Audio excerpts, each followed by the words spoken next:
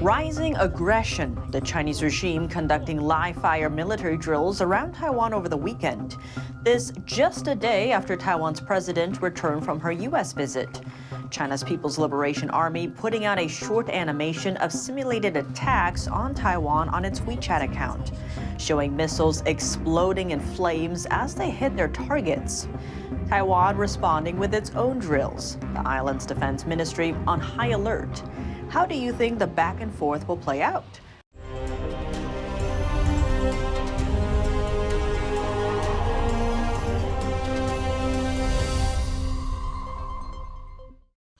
Welcome to China in Focus. I'm Tiffany Meyer. The Chinese regime conducting live-fire military drills around Taiwan over the weekend. This just a day after Taiwan's president returned from a visit in the U.S. Taiwan's defense ministry said its military had spotted dozens of Chinese aircraft and several ships near its territory by midday and was especially monitoring the movement of Chinese missile forces. Chinese state broadcaster CCTV saying the military was maintaining an offensive posture around the island. That's on the second day of simulated precision strikes against Taiwan over the weekend. China's People's Liberation Army put out a short animation of simulated attacks on Taiwan on its WeChat account, showing missiles exploding in flames as they hit their targets. Taiwan's defense ministry saying the island is on high alert. Taiwanese Defense Ministry spokesperson condemning the war games as destabilizing and jeopardizing regional security.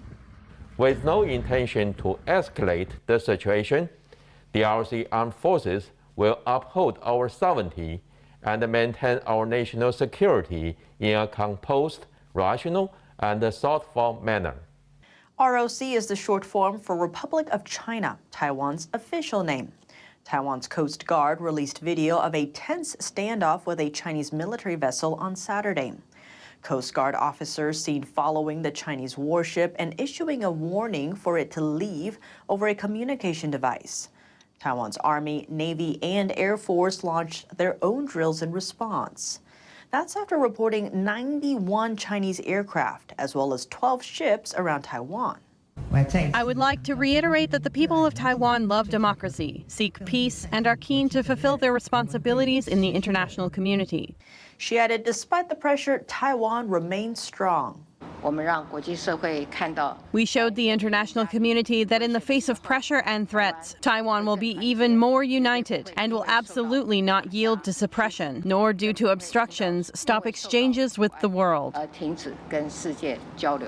The Chinese regime claims democratically governed Taiwan as its own territory, despite having never ruled it.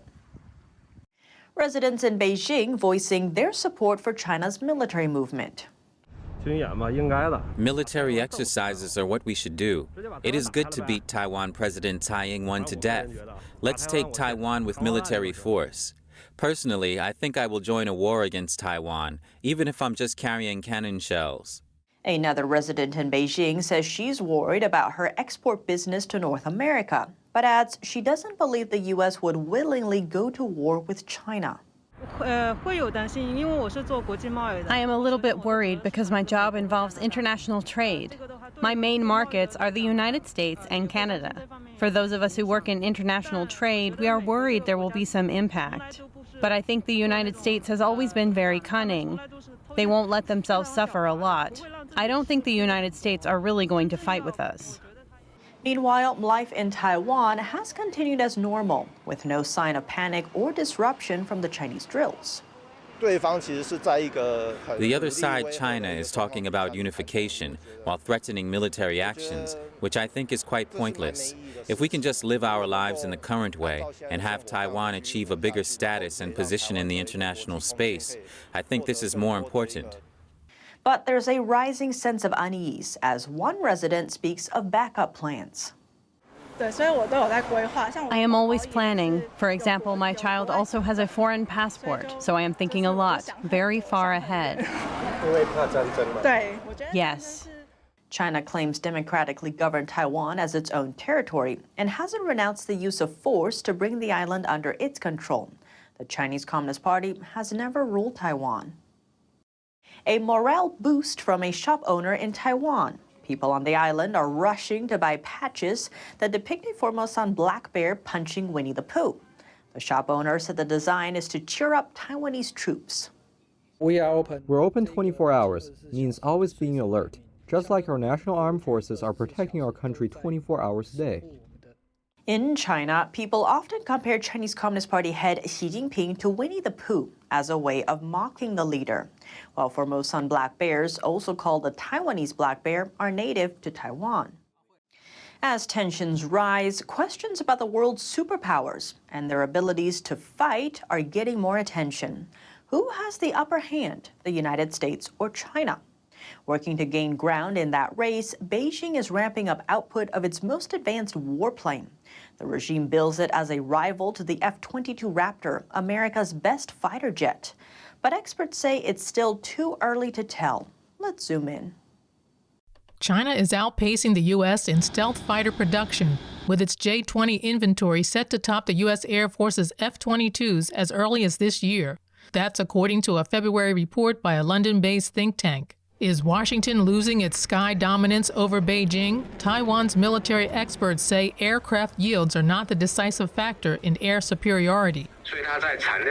Beijing may soon catch up with the U.S. in terms of production, but it's still a generation behind in quality, which is a gap of about 10 to 15 years.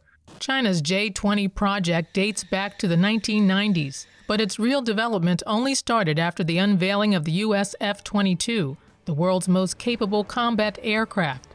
The jet that downed a Chinese spy balloon is the first fifth-generation fighter ever built. The Pentagon has banned its export for technology security, but China has been accused of ripping off U.S. know-how to grow its own version of the fighter. The Chinese Communist Party named the J-20 a fifth-generation fighter for its claimed stealth capabilities, comparable to those of the F-22. But the J-20 is not a true fifth-generation fighter. The J-20 mimics the F-22's built-in weapon bays, a key feature in the American fighter's stealth design. But J-20's current engines are no match for the cutting-edge versions used in F-22s. Because of this, the J-20 cannot sustain supersonic flight without using afterburners for extra thrust, while the U.S. F-22 can, marking a major difference in air combat abilities. Meanwhile, experts note that China's warplane lacks field-proven combat experience. By contrast, the U.S. boasts the best software and hardware match, capable of standing the test of real combat. The F-22 is catapult-launched, while the J-20 is toss-launched. That's one advantage the F-22 has in combat when time is critical. Chinese carriers are weak in launching warplanes. For example, a carrier in the U.S. 7th Fleet can launch an F-35 in an average of 1 minute. For the Chinese Liaoning or Shandong, however, the time could be 15 minutes. That's a 15-fold difference. The White House is further tightening restrictions on chip exports. Analysts see the move as a deeper check on the Chinese military's future combat power. A Monday meeting in the Indo-Pacific held to discuss disputed waters in the East China Sea. Senior Japanese and Chinese officials shook hands in Tokyo. The meeting comes after President Tsai Ing-wen visited the U.S. and met House Speaker Kevin McCarthy. During that time, Chinese warplanes and warships simulated strikes against Taiwan. Japan's defense ministry also said China's Shandong aircraft carrier conducted 120 aircraft launches and landings Sunday in waters close to Japan's Okinawan Islands. In response, Japan confirmed on Monday it scrambled military jets. A balance between the approaches of two world powers. This is the path French President Emmanuel Macron says Europe should embrace when it comes to Taiwan. He says Europe should, quote, neither adapt to the American rhythm nor a Chinese overreaction, hinting at a desire to pave its own way. In an interview Sunday, Macron said the worst outcome would be for Europeans to think they must become followers on the topic of Taiwan. This after his meeting with Chinese regime leader Xi Jinping. The visit included a rare tea ceremony as part of an unusually lavish welcome for a state visit. Last week, Macron traveled to China with a 50-member business delegation. Among the companies represented were Airbus and nuclear energy producer EDF. They signed deals during the visit. Macron also said Europe should reduce its dependence on the U.S. dollar, adding that there's a great risk that Europe gets caught up in crises that are not ours, which prevents it from building its strategic autonomy. Xi and the Chinese Communist Party are backing Macron's strategic autonomy concept, and Chinese officials often refer to it when meeting with other European officials. His words triggered stark backlash in the U.S., as well as in Central and Eastern Europe, especially when the U.S. is deeply involved in a war taking place in Europe, Russia's invasion of Ukraine. Because we're pretty heavily involved in Ukraine right now. We're spending a lot of our taxpayer money on a European war. And I've supported that because I think it's in the national interest of the United States to be allies to our allies. But if our allies' position, if in fact Macron speaks for all of Europe and their position now is they're not going to pick sides between the US and China over Taiwan, then maybe we shouldn't be picking sides either. Maybe we should basically say we're going to focus on Taiwan and the threats that China poses, and you guys handle Ukraine and Europe. Andreas Fulda, associate professor for social sciences at the University of Nottingham, wrote that Macron got it wrong. He says the U.S.-China rivalry is not just about power, but about values. If Taiwan falls, the liberal international order would be history. The Xi regime is a threat to freedom and democracy everywhere. We must stand up to the CCP and defend our democratic way of life. Why did the French president and the European Union head go to China? We spoke to James Gorrie, author of The China Crisis and contributor to the Epoch Times, for details. Macron would like to extend or expand trade with China. He sees the trend, and he sees the ongoing de-dollarization of the global economy, and they're seeing the dollar being replaced with either the yuan or basket currencies and so forth. So both Macron and van der Leyen are there for realpolitik reasons. They know where the power lies. China's leader Xi Jinping was very lavish in terms of how he treated Macron last week, such as inviting him to a tea ceremony. James Gorrie says there is something behind it. He wants to push the U.S. out of its spheres of influence, which includes Europe, obviously. The Eurozone is the largest economic zone on Earth, and Xi Jinping sees a terrific opportunity to turn Europe eastward and break the Atlantic alliance, economic alliance, political alliance, military alliance. James Gorrie believes the world is moving away from a U.S.-led world order.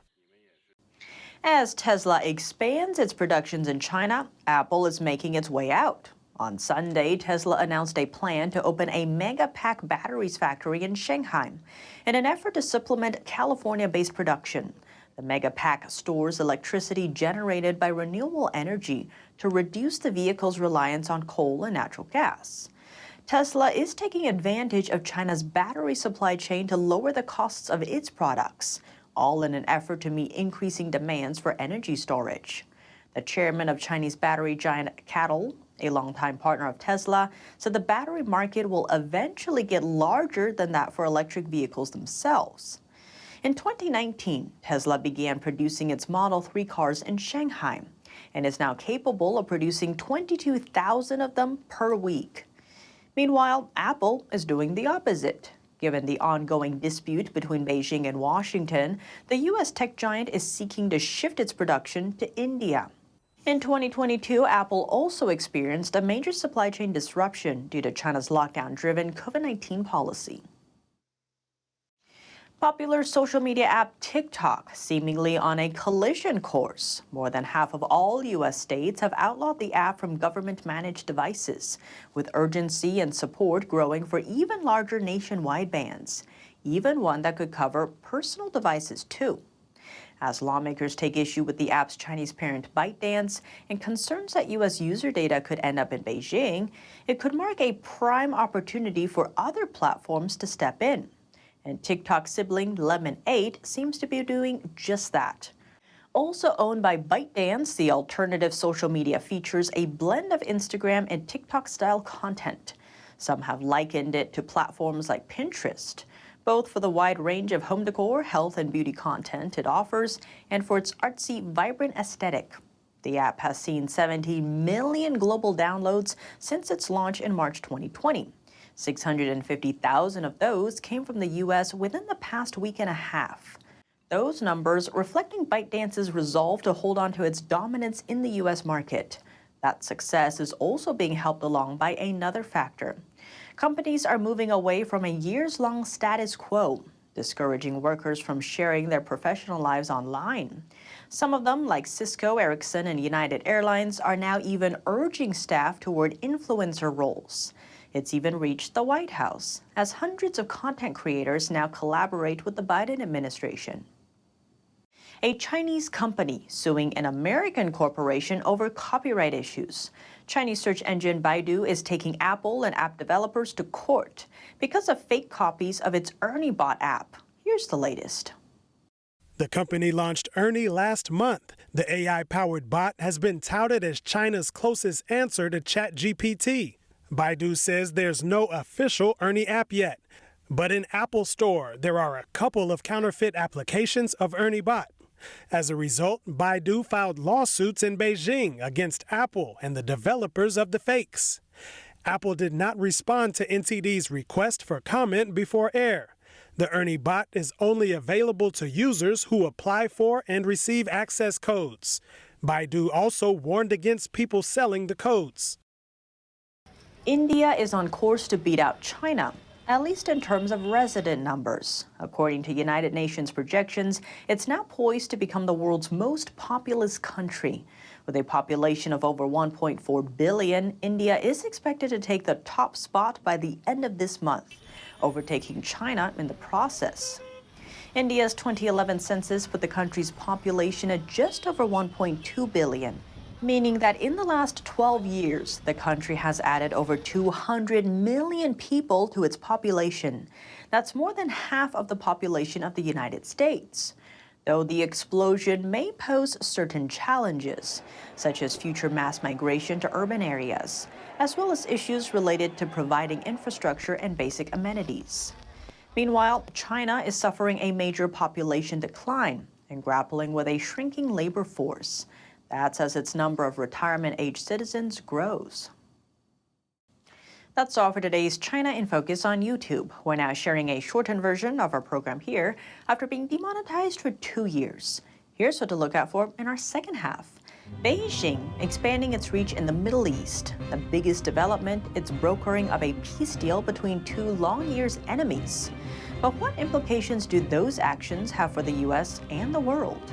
For details, we hear from Faisal Said Al-Mutar, founder of Ideas Beyond Borders. The full episode is available on our partner platform, Epoch TV. To sign up, click the link down below. Thanks for watching China in Focus. I'm Tiffany Meyer. See you tomorrow. A performance that truly matters for each and every one of us.